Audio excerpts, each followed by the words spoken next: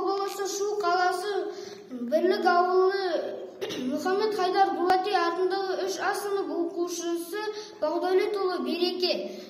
Авторы Мұқағали Мақатаев. Сен көріктесің, баяғы бойыңдағы желік күшің. Не істеймін десең дағы еріктісің, себебі көріктісің. Сен ақылды едің, ақылдысың, тал бойыңда талмаған ақыл күшің. Ерке мінез, есен сау, жатырмысың, жаныма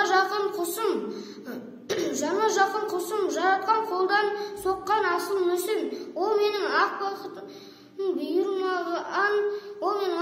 бұйырмаған, саусағыңның ізіне көзің салшы, шым-шытыр шимамен шиырлаған. Ол менің ақ бақыттың бұйырмаған, сен сүйіктедің, сүйіктісің.